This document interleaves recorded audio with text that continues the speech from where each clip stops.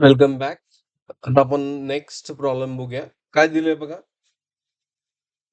Ray of light is incident at angle 45 degree at interface of medium 1 and medium 2 as shown in figure.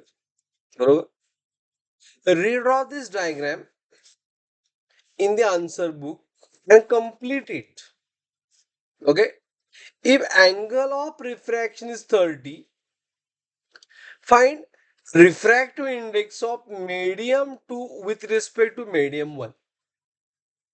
This is the first case. Okay.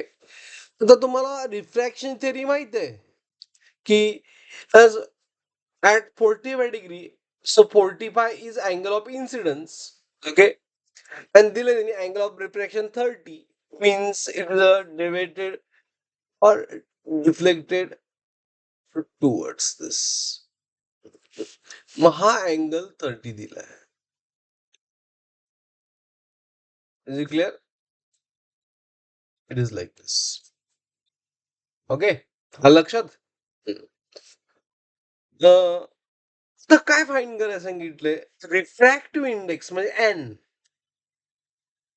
Refractive index means N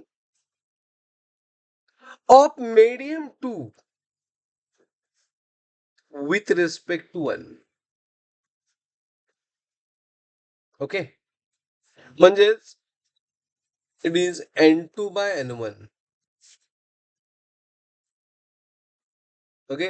is nothing but v1 by v2 because velocity बरोबर inverse relation असतं.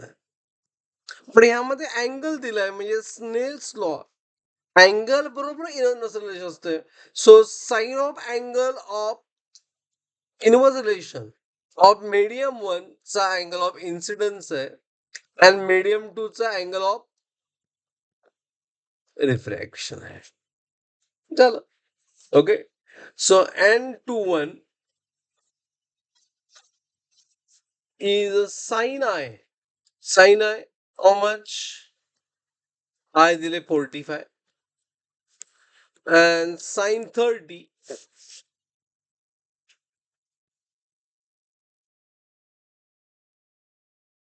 to 45 means sin 45 value given आहे 1 by root 2 आणि sin 30 is half. मग calculation कसं होणार. Plus half divide by half आहे. That's why multiply with 2 divide by root 2. So it is equal to root 2. And root 2 ची value fix असते which is 1.732. नाही sorry route 2 ची value आपल्याला route 3 ची व्हॅल्यू झाली. आपल्याला रूट 2 ची व्हॅल्यू पाहिजे. रूट 2 ची व्हॅल्यू फिक्स असते. It is 1.414. 1.414. तुम्हाला 10th मध्ये ट्रिग्नोमेट्री झाल्यानंतर तुम्हाला हे लक्षात येईल. 414. Okay. Refractive index of medium 2 with respect to 1 find केलं. आता अजून एक ह्यामध्ये क्वेश्चन नंबर 2 काय आहे बघा. If second medium use is water in place of medium 2, will the angle of refraction increases or decreases? Okay.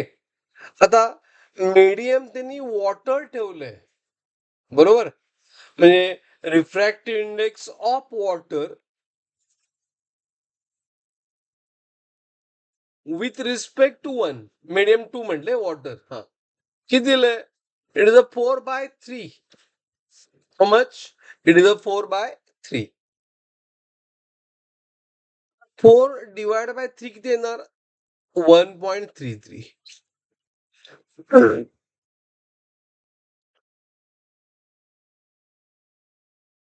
आणि आपल्याला and refractive index of 2 with respect to 1 किती फाइंड केलं आपण. 1.414. बरोबर. मग कुठला जास्त आहे? तर ह्या मीडियमचा रिफ्रॅक्टिव्ह इंडेक्स जास्त आहे, मीडियम 2 चा वॉटरपेक्षा. Is it right? बरोबर. मग रिफ्रॅक्टिव्ह इंडेक्स जास्त आहे याचा अर्थ काय? ओके, वेलॉसिटी वाईज म्हटलं तर velocity in water inverse relation असते, म्हणजे आणि वेलॉसिटी मीडियम 2 काय होणार? तर वेलॉसिटी ऑफ वॉटर जास्त असणार मीडियम 2 पेक्षा. म्हणजे स्पीड जास्त आहे म्हणजे अँगल कमी होणार. So angle refract angle in water, okay, and refractive angle in what medium 2 जर आपण कम्पेअर केलं, ओके, तर मीडियम 2 च रिफ्रॅक्टिव्ह इंडेक्स व्हॅल्यू आता ह्यामध्ये 1.33 अशी व्हॅल्यू दिली. इथे एक माझी स्मॉल मिस्टेक झाली कम्पॅरिझनला. मीडियम 2 चा वेलॉसिटी जास्त असणार कारण की रिफ्रॅक्टिव्ह इंडेक्स जास्त आहे, बरोबर. त्यामुळे याचा वेलॉसिटी जास्त असणार नाही, हे असं बरोबर नाही. नाही, रिलेशन बघितलं वेलॉसिटीचं ते इनवर्स असते, उलट होणार, बरोबर. काय होणार की वेलॉसिटी इन वॉटर जास्त, तर अँगल सुद्धा इन्क्रीज होणार. ओके, रिफ्रॅक्टिव्ह इंडेक्सचा अँगल काय होणार? Increases. Is it clear? Okay, so answer is as is second medium water is placed into medium 2, angle of refraction is what increases. Is it clear? Understood? Okay.